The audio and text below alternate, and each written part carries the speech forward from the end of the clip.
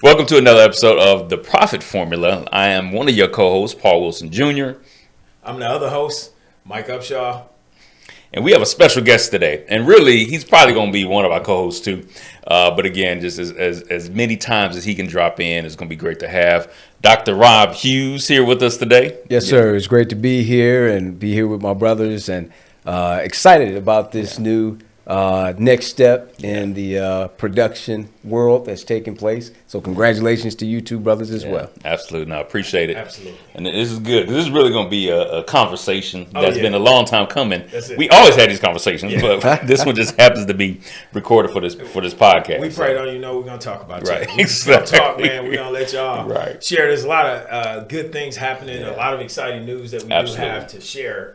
So I'm excited about that. That we get a chance to talk about new business on the profit formula and man. So anyway, I won't give it away just yet, but I'm gonna let Paul talk for a little bit. Yeah. And, we gonna keep it rolling and see what happens. Absolutely. Well, we're going to talk about community profit and business profit today. Hey, that's good. Right, because my guy Rob here, I'm going to let you introduce your organization.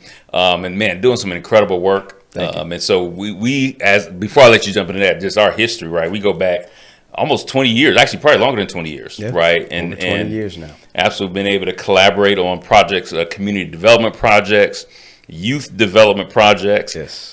Even, and we may be getting to this, took a group of young people to Washington, D.C. on a road trip. That's right. Right, for the revealing of the MLK statue and monument there in D.C. Wow. We go, man, through so many things, just in partnering together. Yes. And then now just to see what you're doing with your organization out in Rockdale County. Yes. And so we'll have you just talk about that. So, why don't you tell us about what you're doing? Because there's so many things, but we'll kind of hone in on that. Absolutely. So, greetings, everyone. My name is Dr. Rob Hughes. I have the privilege of serving as the Executive Director of Restoration Storehouse Center, which is a nonprofit as shared based in Rockdale County. We are a collective impact organization, and what that means is that we focus specifically on one issue. And the one issue that we focus on is the issue of poverty. Right. And so all of our partnerships, all of our actions, all of our services are in alignment with helping families take next steps that will allow for them to address the issue of poverty, but in constructive ways. Yeah. And so that's what we are committed to doing. We have been in operations a little over 4 years now. Right. We officially started March of 2021, but the planning and the conceptualizing actually goes back about 20 years. Right. Initially, back in 2005, there was a gathering of nonprofits that were serving the area at the time, and they began to think about how could they best serve the residents in Rockdale that needed their assistance, and be able to offer them a level of impact and efficiency. So Restoration Storehouse Center, I've been privileged to be there now. We're a little over 6 years. Yeah, that's good stuff. And of course, people literally from all over the world are watching this podcast. So I know we are familiar with Rockdale County, but tell them where Rockdale County actually is in reference to Metro Atlanta region. Absolutely. So Rockdale County would be considered a exurb area in proximity to the Metro Atlanta region. We are located about 35 miles east of downtown Atlanta. Gotcha. We're in a great corridor. We are right off of Interstate 20. And so there's a opportunity for a lot of economic development, as well as just continued growth in the way of population size. And it's definitely allowing the community to grow in some unique ways and create opportunities for long-term residents as well as those who are moving into the community. Yeah, absolutely. And what's amazing, right, and then one of the organizations that you and I served together in was an organization that was a collaboration, right, of multiple entities down in the South Atlanta region. Yes. And so that was probably about 15 years ago, right, or 10 to 15 years ago doing that. So it's amazing, just even the experiences there allow what you're doing now, right, at Restoration Storehouse. So talk a little bit more just in detail about the collaboration of all the organizations that come together, like you said, and I love it, to focus on fighting poverty, and from different angles and different aspects of that, but still with one shared focus and vision.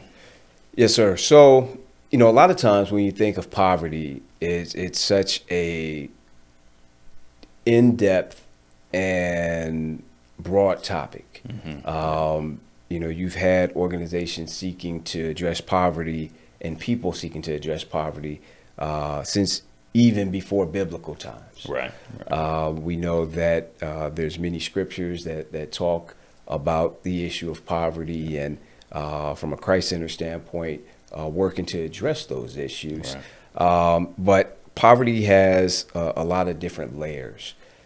Poverty is financial, it's resource-based, right. It's even knowledge-based. And so what we have attempted to do in our efforts is to gather the best of the thinking, the practices, hearts, minds, and spirits to address the various areas in which poverty may present itself. Right. That may be in housing, that may be in the way of health care, that may be in the way of food insecurity. Right. Definitely in the area of workforce development. And so those are the areas that we work with our partners in creating opportunities for families to be able to enroll and participate. And by doing them all in one place, we're able to build upon the previous experiences that family is having with each of our partners and focus on our strengths. Right. And so those are the areas that allow for families to thrive. And when families are thriving in those areas, it allows for communities to thrive. Right. And so we have part of our mission and vision is a place that everyone is loved, everyone is served, and everyone thrives. Right. And so when we are working together in a collective impact organization focused on those things, those are the outcomes that we hope to see develop in the community. And by doing so, each individual, each family begins to take some sense of ownership in how my actions impact the greater whole. Right. And so ideally, we're able to demonstrate love, demonstrate compassion, demonstrate how someone can take an active next step. Right. That will see their life and the life of their family improve. And as we're doing that, we really hope that we're helping to improve Rockdale County one family at a time. Yeah, that's beautiful. Yep, absolutely. No, go ahead. I can keep flowing, so No, absolutely. This is good stuff, man. So, Dr. Hughes, before you took over as the new executive director, what was your role prior to that, and how did your role position you to take over such a because a lot of times, I'll preface with this, when we look at nonprofits, you got to have partners, you got to have fundraising, you got to have a lot of moving parts to keep the engine going, right? Yes. And so a lot of times people hear the word nonprofit. Yes, it's not for profit in terms of making profit for the business itself, but it needs revenue in order to provide those services that you're talking about to make sure that nobody gets missed out. So talk a little bit about, your start and then your position now and how you sort of leverage the partnerships or maintain partnerships through that transition. Sure thing. So you're 100% correct. A lot of times when people hear the word nonprofit, they have many interpretations. Right. What I find as healthy nonprofit work is community reinvestment. When you look at for-profit versus nonprofit, you have to be sustainable. Right. You have to generate revenue.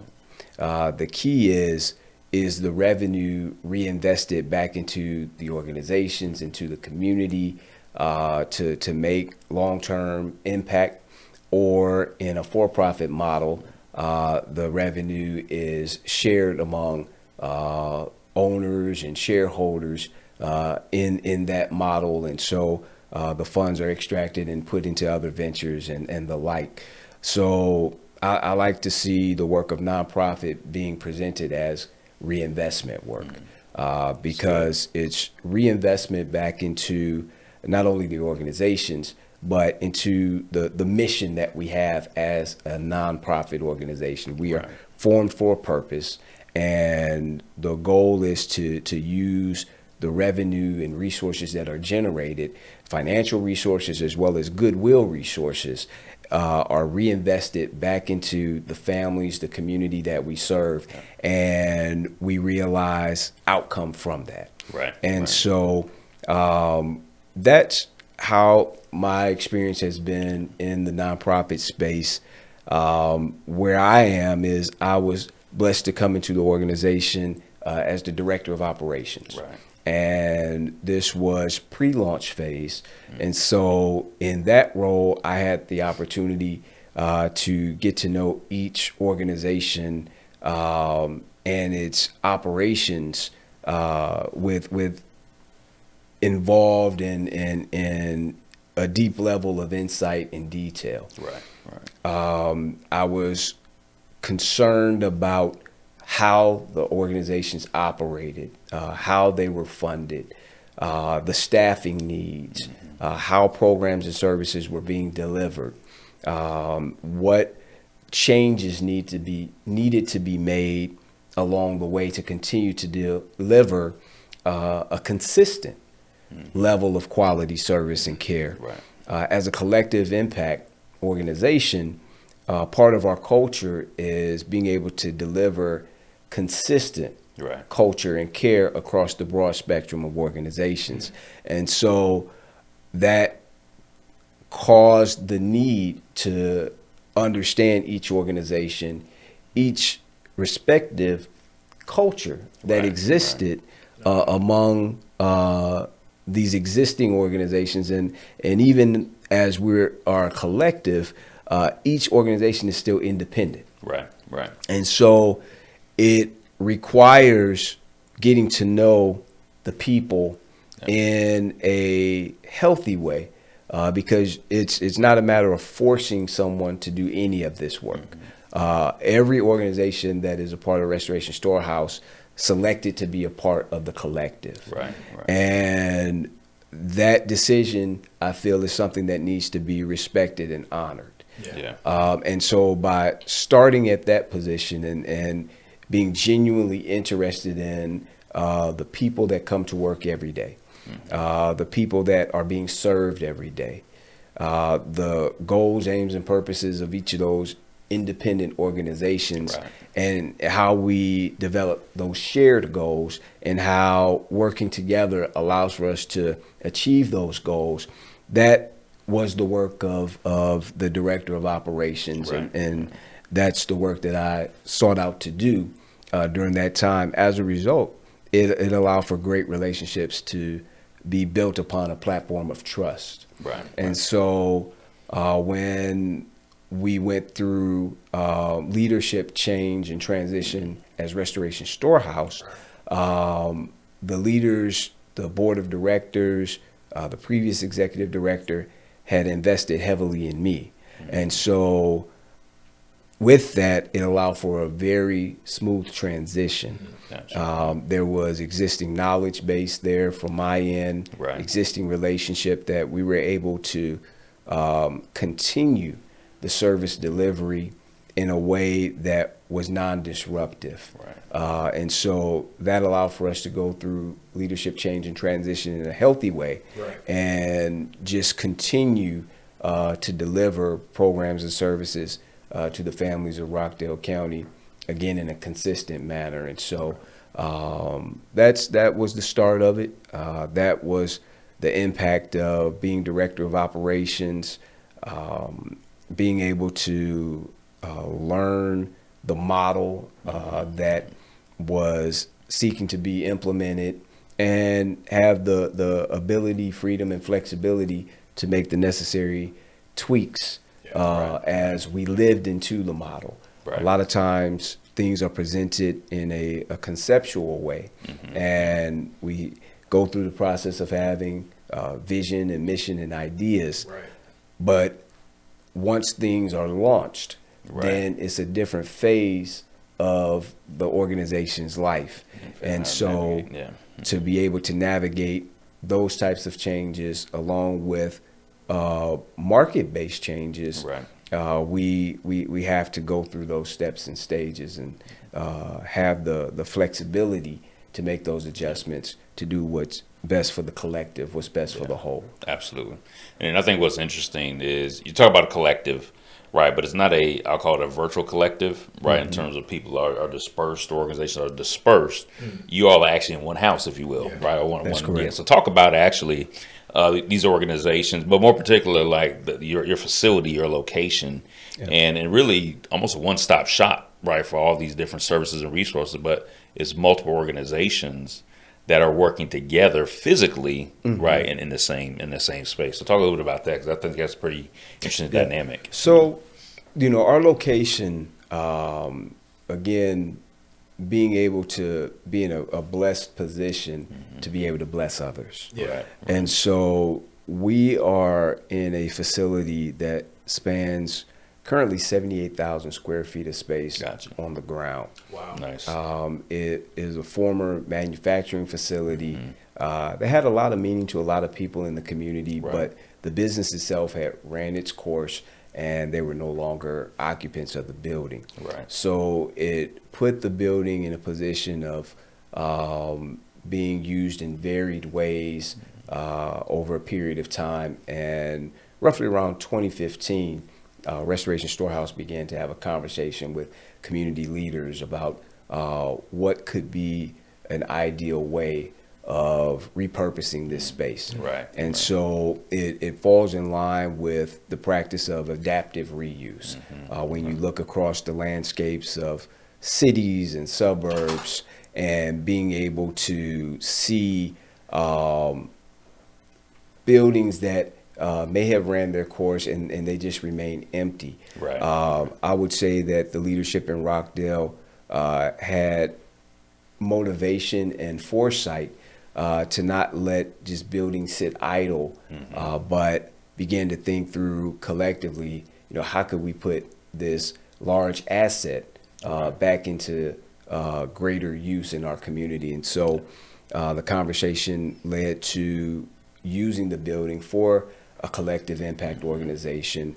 And so as you were sharing, we have now 7 nonprofits that are represented at our location. Right. And range of services include workforce development, early childhood education, pregnancy support, direct service support, which includes mortgage, rental, utility assistance, medical and health care, prescription health care, and just a space where people can collect themselves literally and begin to think through strategically, what is my next step? Right.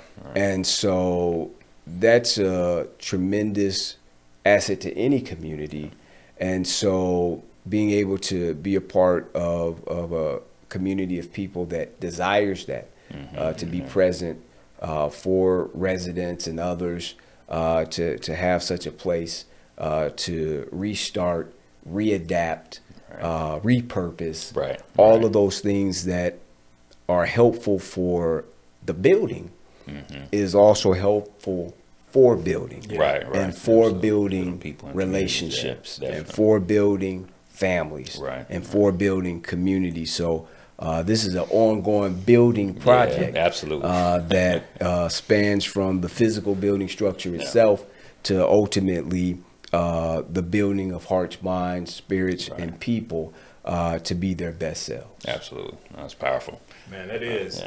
When you talk about the people aspect of it, how many families has Restoration Storehouse helped to date. And, you know, with today, everything that's going on with the economy, I'm sure the need is even greater, right? And what type of, I don't want to use pressure, but what type of pressure, for lack of a better word, does that put on an organization like a Restoration Storehouse? Because, you know, somebody out there who doesn't know about Restoration Storehouse may be looking for an opportunity for a place to, you know, be charitable.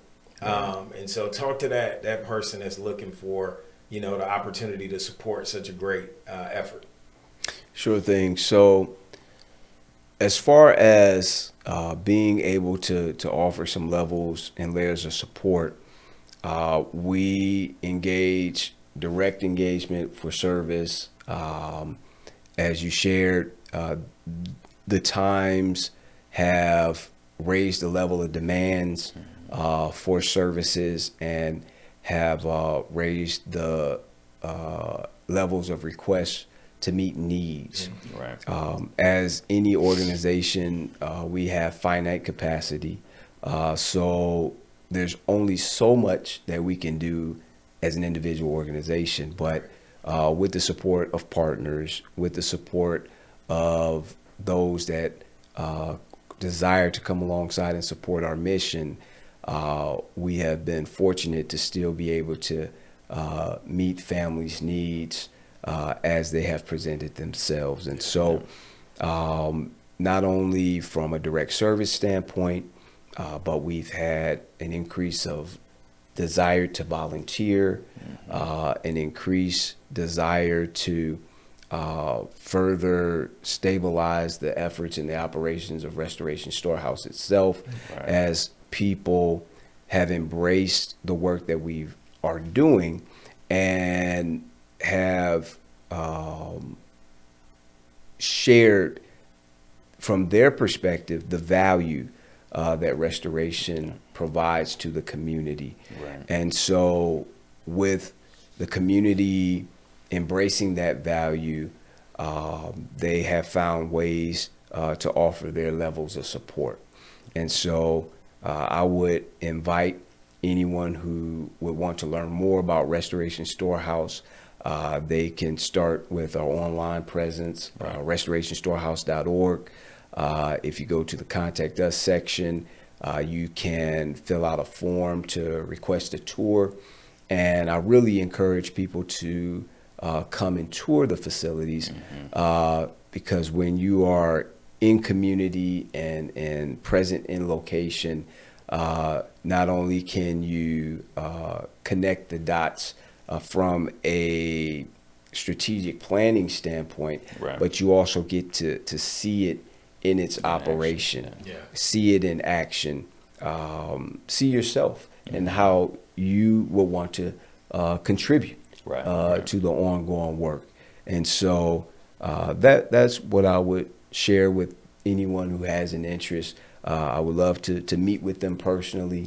Love to share more in-depth stories of the vision of restoration and the families in which we support, and the outcomes that we are seeing and experiencing.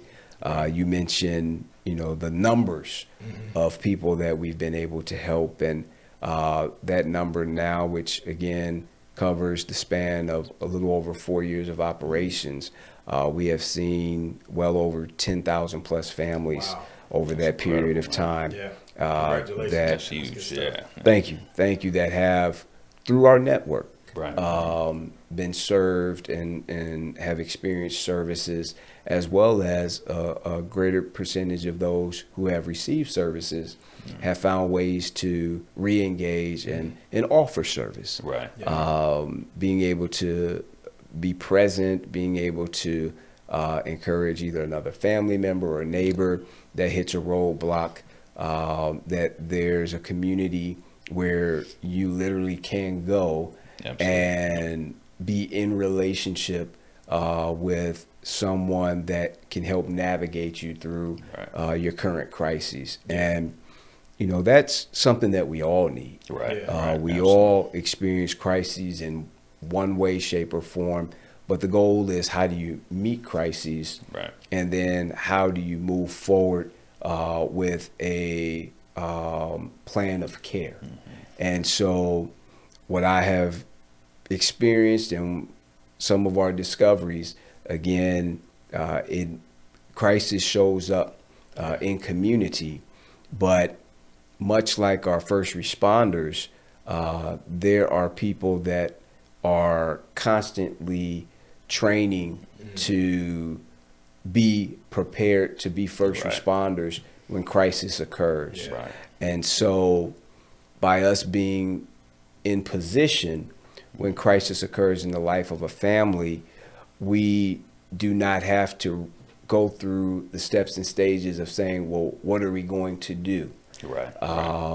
We have experience in doing, and so we can meet a family at their point of crisis, and we have processes in place that can help accelerate them through the stages of crisis to prayerfully sustainability and then ultimately thriving.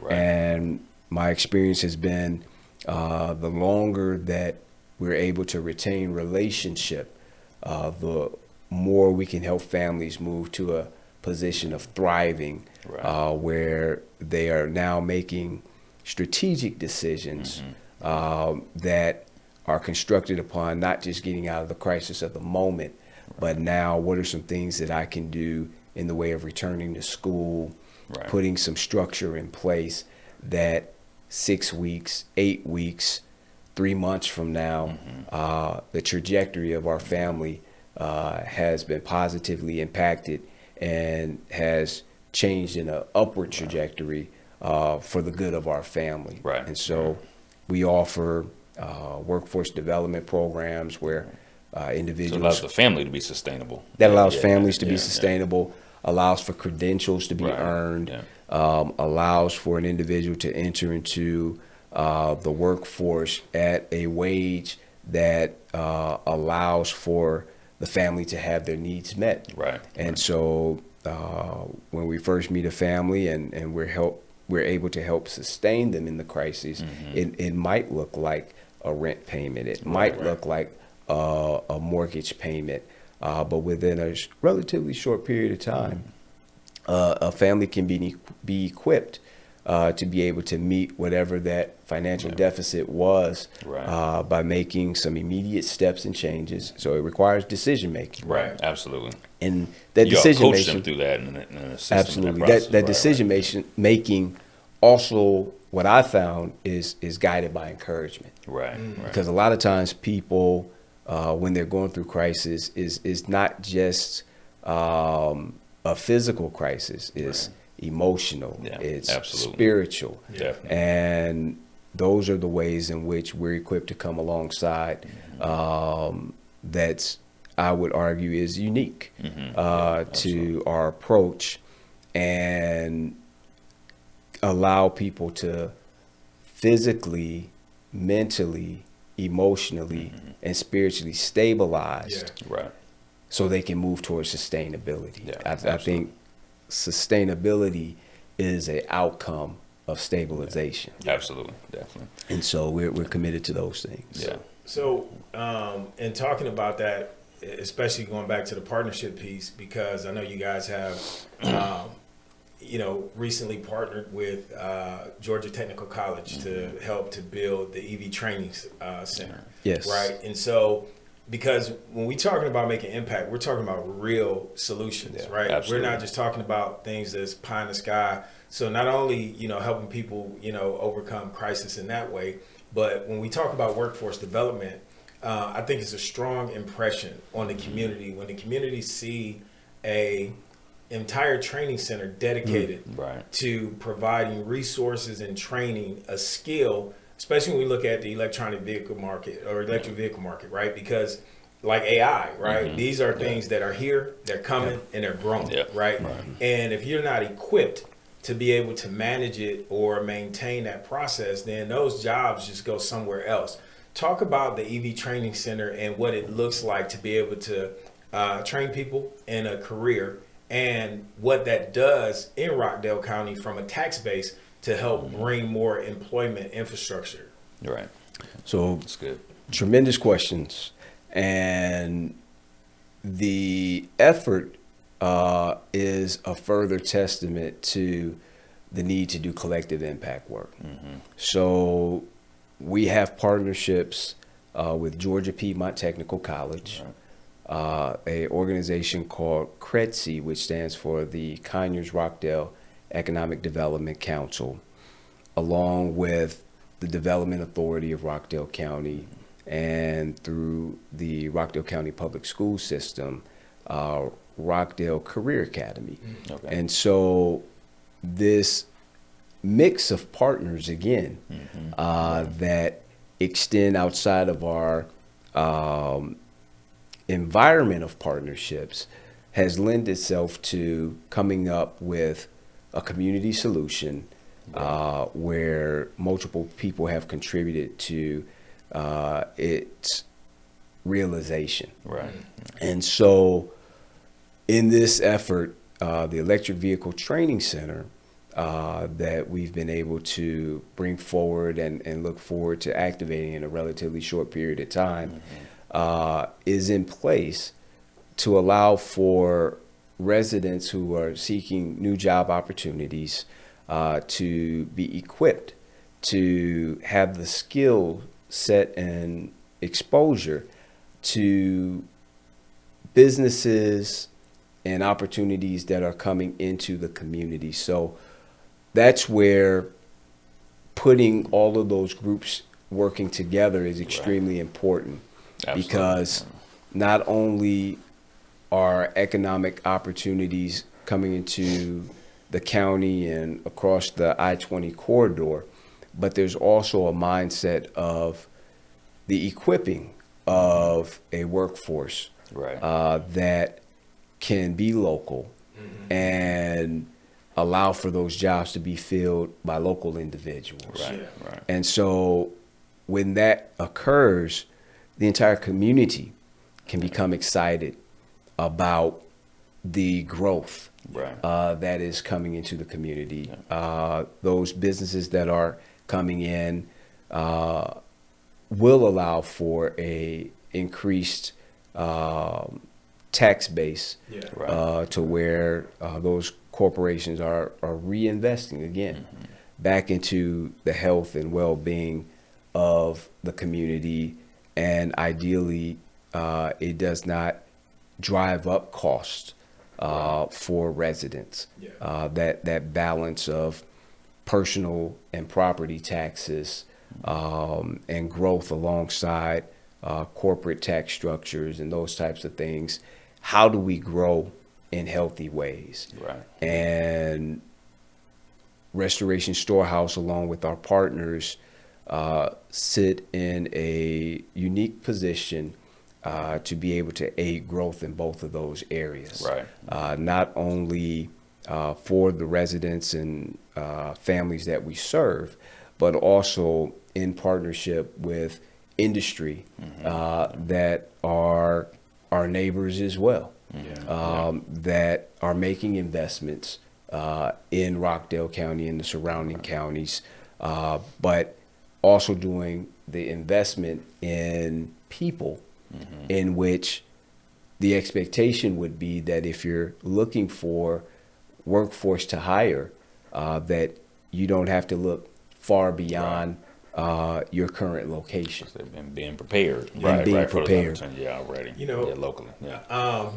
And shifting gears a little bit, because if y'all still hanging on, y'all heard about the nonprofit work and those efforts, and really I need to apologize because we didn't do Dr. Hughes right. We didn't give him like the, proper introduction, right? Because I wanted to save it until we get to a certain point. Because he also nonprofit work, right, making great impacts and strides in the community.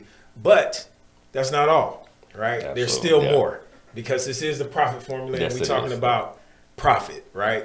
And entrepreneur, interactive professional media group, and now a new venture. We'll pause right there for a second because I want to kind of hang on.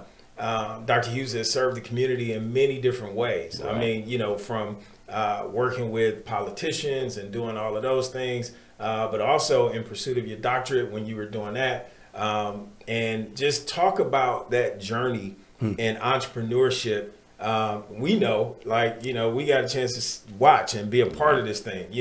I call him Dr. Hughes all the time, so y'all can call him Rob. Every now and then you'll hear me call him Rob, but I call him Dr. Hughes because he earned his doctorate, but profound minister, preacher, husband, son. I can go on and on, man. Friend, brother, all of those things, man. Uncle, and just being able to see you in all of those different lights, because it's been a wonderful thing, man, to not only call you friend, but to call you a brother. Right. You and Paul have been rocking together a little bit longer, but I came along the journey and y'all invited me to come in, man, and now we sitting here and we have an opportunity to do this, and we've done business together in multiple different ways. And so the profit formula is formed of a group of businessmen, all of us, who have experience in the things that we're talking about. And we want to make sure that as we bring people to you, these are not just guests. These are friends, acquaintances, people that we actually know, that we've had a chance to study, spend time with. We know that the processes in which they are engaged in are proven. Right. That's what gives us the skill set to be able to sit and talk. And we want to bring you practical information so that, those ideas that you have, you can see them as a reality, right? And so that's the inspiration that comes out of these stories. And so take us back to those days of being downtown, working down there with Art and all of those things, which we also hope to have on the podcast as well. Absolutely. Yeah. Sure thing. So kind of going, by the way. You sure you want to say today? kind of going back to now over 10 years ago, I had gone through the steps and stages of working and serving in community, and I had a commitment to education. Education is something that is of tremendous value to me personally and in the life of my family. And so I recognized that not every family member had the opportunities that were afforded for me. And what that opportunity was, the opportunity to go to a 4-year school and be able to just focus on being a student. And my parents. You can say what school you went to. It's okay. Well, I am a graduate of The Ohio University, which is located in Athens, Ohio. I'm a Bobcat, also a Buckeye at heart as well. So we've had the privilege of, being able to have a good sense of victory over that team in state up north. And so y'all don't know, he's from the up north state, but always a lot of fun. But I had the opportunity to go to Ohio University, had a great experience, great education, and launched out into a career in video production and broadcasting, and was able to do that for approximately 4 years. The pathway led me from Ohio to right outside of New York City. I resided in New Jersey and continued to develop skills in those areas. And I was in that community many, many years ago when the events of 9/11 took place. And that at that time was one of the most life-changing experiences that I had been a part of, as it impacted our nation then, and in many ways still has an impact on our nation. And so it was during that season that I was working in media and marketing, and I was also serving with a congregation doing youth mentoring and teaching and program development. And it was during that time that I accepted my call to ministry. And it was during that season that the pastor of the church at that time shared that he felt that a call to ministry was a call to preparation. And so he encouraged me to return to school for that preparation. And so after a search, I landed here in Atlanta at the Interdenominational Theological Center in pursuit of the Master of Divinity degree.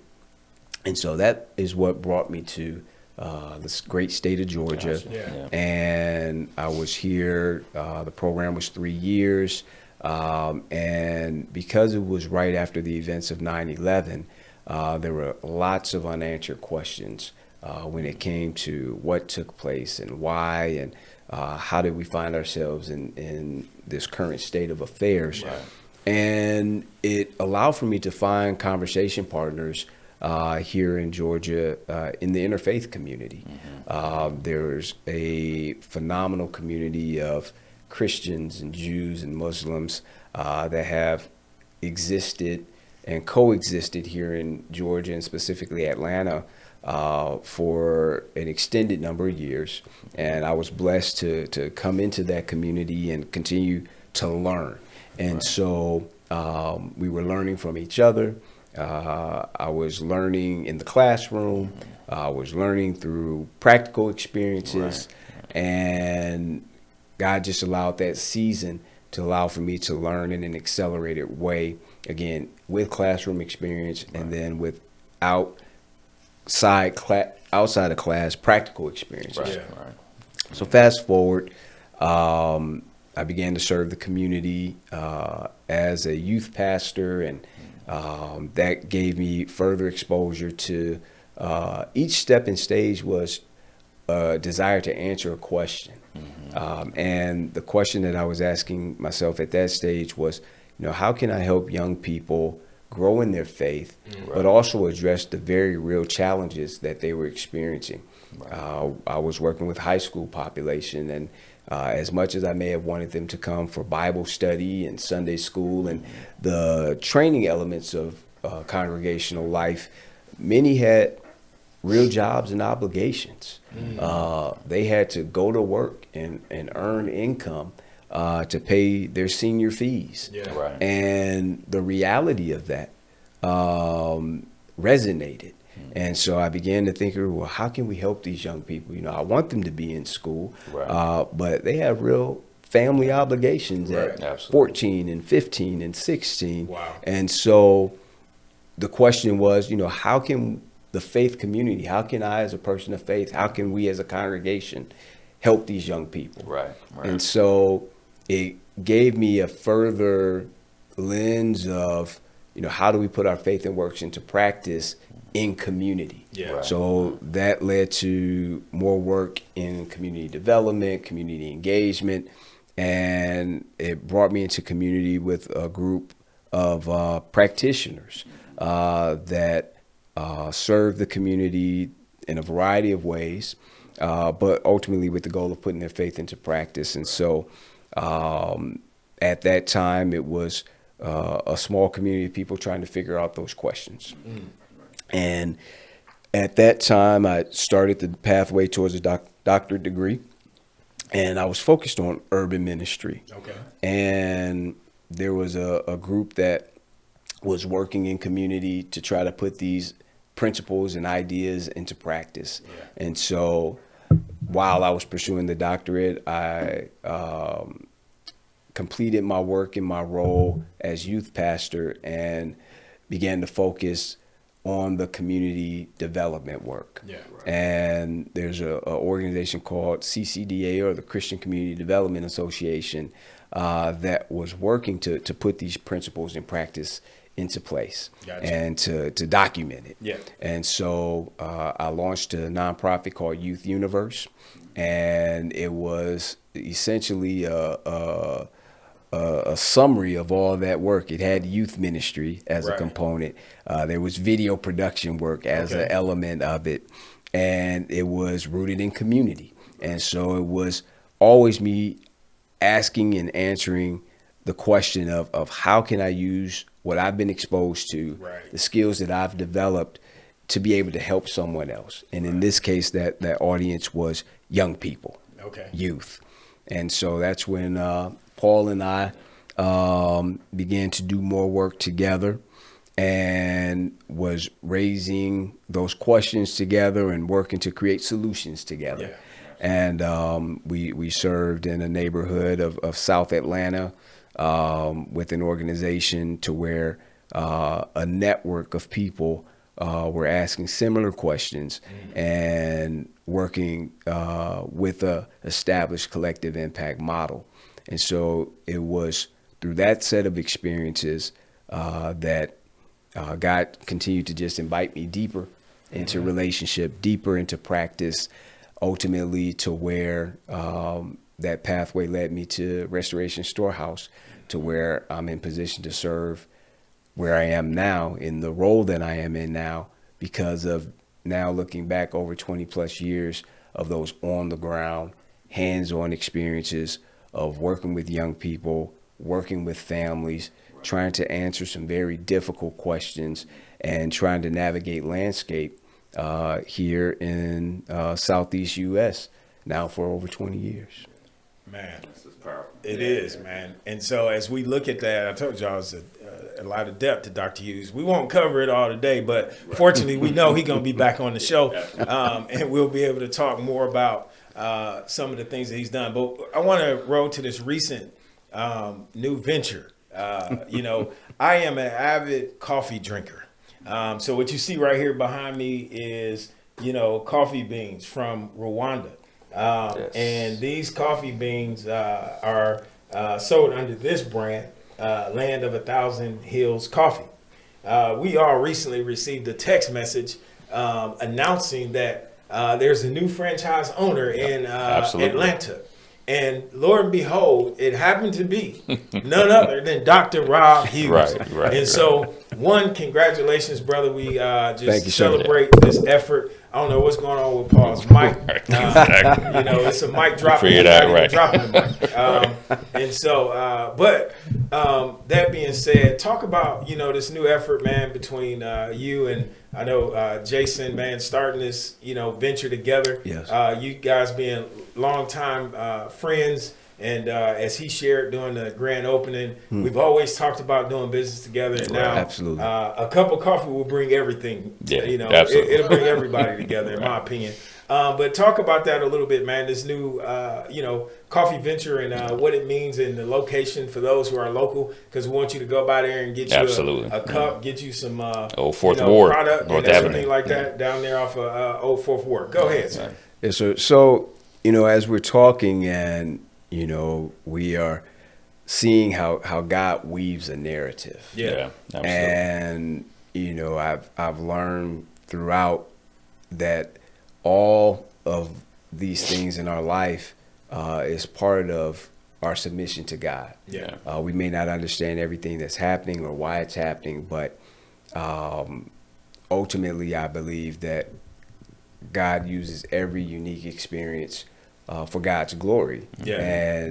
And we're blessed to be used in the process. And so Land of 1,000 Hills Coffee, I was introduced to Land of 1,000 Hills Coffee during the period of time where I was serving as a youth pastor, and beginning to do things further out in community. And they launched their product roughly around 2007, 2008. Okay. And the genesis of Land of 1,000 Hills Coffee was by the founder, who felt led to offer some levels of support to the families of Rwanda and the villages of Rwanda that had gone through tremendous trauma, and that doesn't even give the weight of what occurred, but essentially Rwanda had experienced genocide, and there were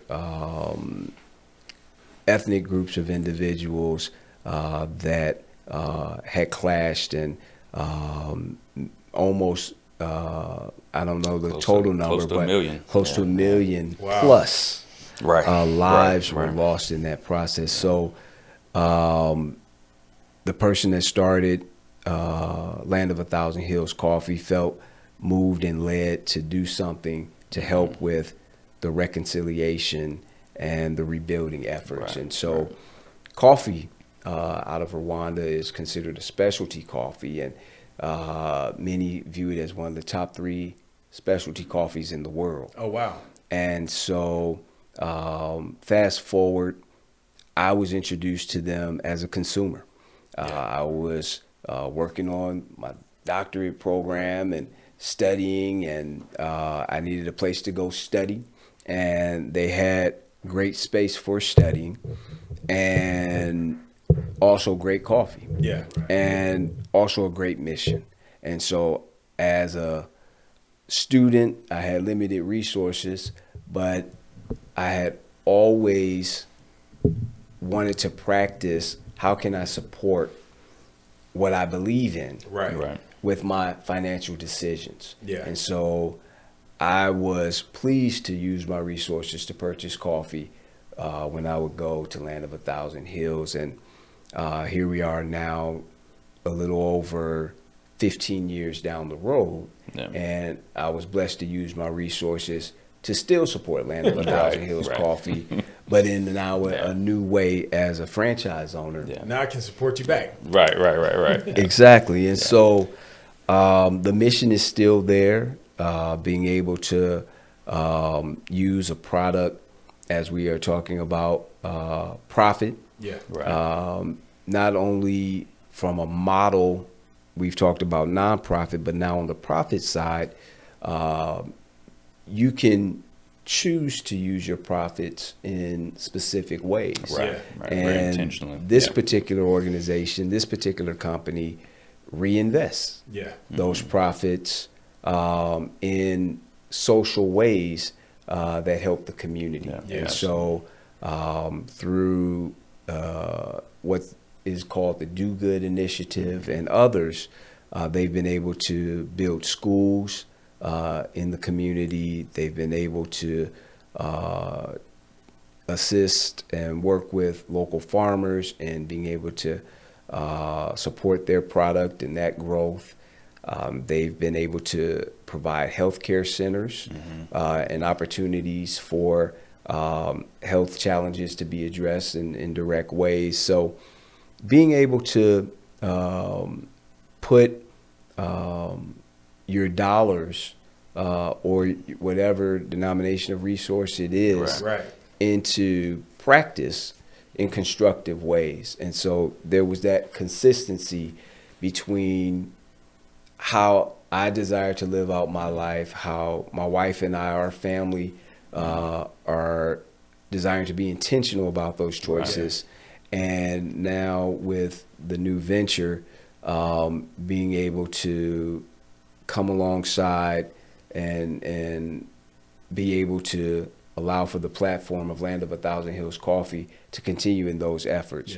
As shared earlier, we're located in Old Fourth Ward neighborhood of the city of Atlanta. Not only is it a vehicle to support the infrastructure of those who produce the product in Rwanda, but it also helps us to hire and support locally as well.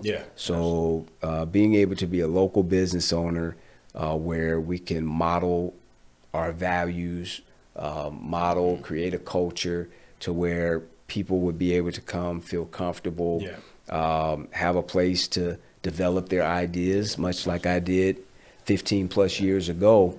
To be able to be in a position to offer that to someone else is where I am at this stage of life. And awesome, to create those daily opportunities for daily interactions and being a source of encouragement through sharing a cup of coffee and sharing a conversation, to be able to create an environment where people can see that they can put their ideas into action and into practice.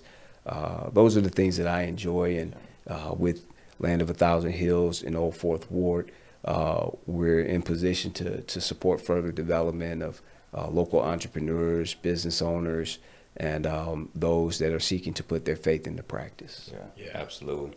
And I remember getting a text too, and I was, super excited for you, and for several different reasons too. So because we talk about global trade, right? We talk about interacting, and I remember the first time I had a chance to go to Africa, it was to Rwanda on a missions trip, and this was around 2006 with our church at that time. So you getting introduced not only to the continent, but to the country itself, right? The stories, the culture, but also the opportunity for trade, right? I think that's for me. I think when that first started to germinate at that time, and of course, Rwanda is called Land of a Thousand Hills for those who don't know, right? That's and so when I came back, right? So I had a chance to visit that first location, the Land of a Thousand Hills. I went there several times, right? It was a great spot right on the bank, really of a river, Chattahoochee River, and so the environment, atmosphere was wonderful, right? Just to go out there, spend time, right, read, meditate, pray, in that environment. So that was around 2000, like I said, 6, 7, 8 when they first launched, and now we're talking about almost 20 years later. Yeah, absolutely. And to see, one of our friends and colleagues really own. Right, a franchise. I don't know what's up. This Mike own a franchise. The Mike got happy. The Mike got happy. Right? Exactly. To own a franchise, right? In this space and in this environment, it's powerful, right? And it's incredible. And knowing that literally this is just the beginning of so much greater. Amen. And again, was even more excited when we walked in, right? Because it's not just a coffee shop, right? It's a little bit of a meeting space, co-working space.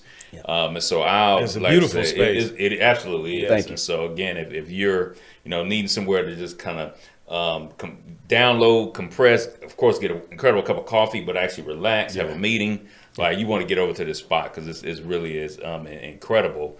And again, like I said, you just reopened. I guess not reopened. You just opened it. Yep. But knowing that the great things are going to be coming from there too, as well as the great things that are going in there, of course, with just being connected to the country, the continent, the culture.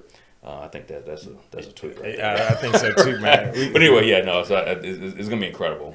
So like I said, just looking forward to what's going to come from this, going forward. I'm looking forward to doing some great podcasts from there. Absolutely. So y'all can experience the coffee. Just with a different set online. of microphones. Microphone stand. Yeah, microphone stand. Yeah, we're going to have to. I'm not sure what's up with that. But we're going to have to go wireless, man. Yeah, exactly. But to that point, I think as we look at local entrepreneurship, because sometimes we can be local business owners, but because a lot of things are done online, we don't often hear about people opening up physical locations anymore. Right. Most of the time we're pushing everybody towards tech and, we say, hey man, but I like what you said because it does make a local impact, right? You have employees, you got staff. Now you have other families that's depending on you, and not those that you're looking at through a computer screen. You're not just on Zoom, because a lot of times today we have people everywhere. In my line of business, in the tech side, most of my people don't come to the office every day. Right. So talk a little bit about that, the human side of business. When people are coming in, they're encountering the staff and what that staff represents. Maybe there's an employee out there who, they've been struggling with their job and they're trying to figure out, what next step to take. But talk about the impact that employees make when they're at work, because oftentimes they're underappreciated, right? And that's what makes them feel like, man, maybe I should be doing something else. Very much so. And, you bring up excellent example, because we lived in an environment where if you're not the boss, it's almost frowned upon. Like, what are you doing? Why do you have a job? Why are you working for someone else? You're wasting your time.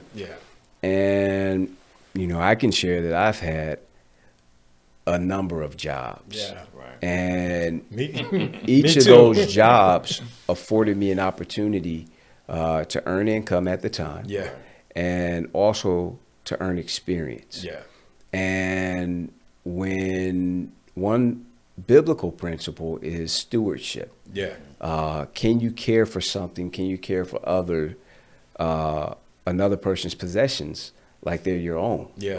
And so I think part of the process of career path and moving to a level of ownership and entrepreneurship, I think that it's going through the process of being faithful over a few things. Yeah. These are biblical principles in practice. And being a steward over someone else's resources, someone else's ideas, and caring for them in a way that allow for them to flourish and thrive and be of value to the organization and the community, it goes a long way. And so part of that is investing into the very people that are part of your business. I like that.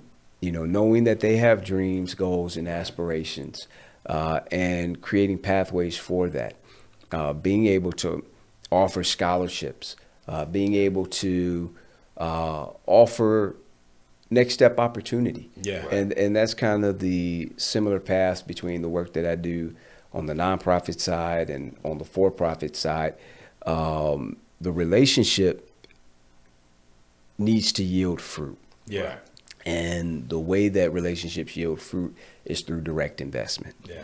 And so whether it's me serving on the nonprofit side and making a direct investment in family through a level of service, or through the for-profit side and making a level of investment in the life of a customer that's coming in for the product that we're offering, or those that are working there in an employed state, they should feel that they have a relationship that allows for them to ultimately realize what their goals are. Yeah.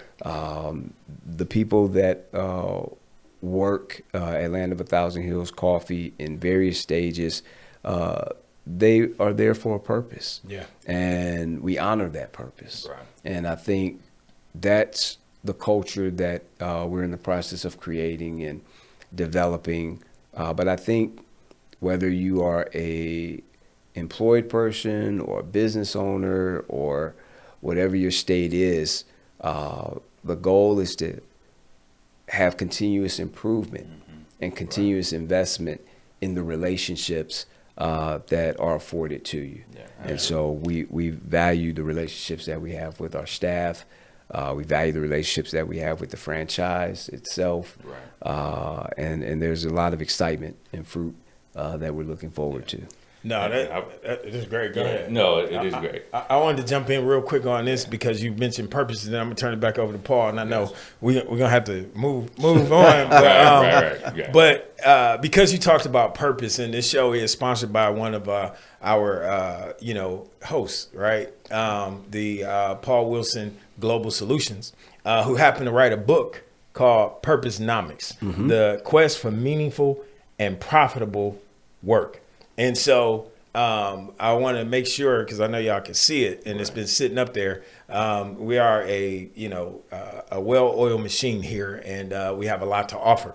And so if you are an organization or somebody like that, you heard what Dr. Hughes just said, helping people to receive or to achieve their purpose, right? And really understand it so that it materializes. That way, I think it helps for you to have employees that feel like they are working towards their goals. Absolutely. As opposed to just working for a boss. I think when you can inspire and encourage people to do that, you get a lot more performance, out of them, because they become really a part of the team. A lot of companies use that word team, but not everybody on the team feels like they're a key player. Yeah. And one of the things, at least for me, I think it's valuable when you feel like you're a key player on the team. And so that being said, that was my shameless plug for Purposenomics. And Paul will tell you how to get it. And I'm going to shut up and let Paul close us out for the rest of this podcast. But get ready for episode 2, because as y'all can see, we ain't even scratched the surface with Dr. Hughes. So, exactly. Yeah. Actually, I want to just tag team on something you said and what you said, Dr. Hughes, is that investing in people is profitable. Yeah. Right? Because sometimes companies just look at, I'm trying to reduce my expenses. So either I cut people or reduce the investment, or whether it be training, right, and things like that. Yeah. Thinking that I'm going to increase my profits by decreasing my investment in people. Yeah. But really the opposite is true. You may get a short-term benefit right on the bottom line doing that, but ultimately, right, because to me, people are the most valuable resource any business has. Absolutely. And if you aren't making an investment in those people, right, Yeah. you literally, ultimately, long term, will actually lose your profits, right? Yeah. Your business actually will be hurt by that. So what you said and then what you said too, I think is important. Just time to tie that together. Yeah. And I will tie that into purposenomics, right? The quest for meaningful and profitable work, right? Because the focus is on helping individuals identify their path to profitability, personally and professionally. Because oftentimes, and you're actually a great example of this, because a lot of times people think they have to choose between, well, if I'm going to do purposeful work, I can't be profitable, right? And they may say, well, if I go work for a nonprofit and do community-based work, I by default I'm going to be poor doing that, right? And then others will say, well, I'm gonna go get a high-paying job, and although I may hate my job or hate what I'm doing, well, I'll sacrifice my peace, or my purpose just to pay the bills, but purposenomics is a focus on, okay, how do we do both? And to me, you're living out purposenomics, right? Because you're living your purpose, you're serving your community, you're making an impact. You know, one of the things we can go back and talk about is you all also track in a economic value, right, what's happening with Restoration Storehouse and how that's impacting the community in a tangible way. You talked about the services provided, but there is an economic benefit to the surrounding community for that. But on the other side, now you're also running a for-profit business, right, that's also serving the community, creating jobs, right? And so to me, you literally, and I didn't even think about that little till we're sitting here right now, you embody purposenomics, right? Because it is meaningful and profitable work that you've been able to do together. So I'm gonna let you have the last word, and please just kind of weave in a little bit how you all track economic impact and value, because again, you all are a profitable nonprofit, right? Because you're profiting not only your organization, but you're also profiting the community. And I think that's a strong word that we can end on. Yeah, very much so. Every 3 years, we're required, based on the lease that we have, and the responsibility that we have to produce a certain level of economic impact. The number is, we have made a commitment of investing a minimum of $5 million every 3 years into the life and the families in the community that we serve in Rockdale County. And so what that looks like, it shows up in the way of direct services, programs,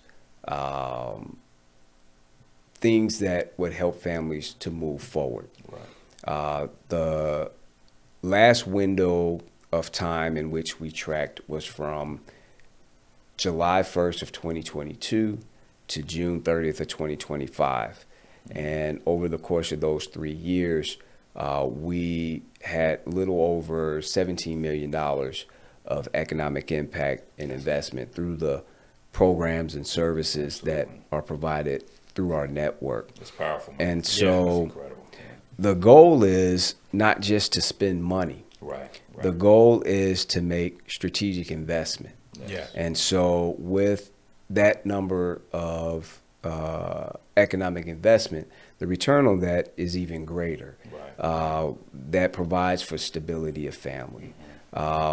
Very similar to, as we were kind of weaving it together, the stability that is offered in a for-profit job is the same stability that carries over into a community. When you can reduce a population that has to move every year based on economic drivers, you can provide more stability, and the long-term outcome of that is you have more stability in the school system.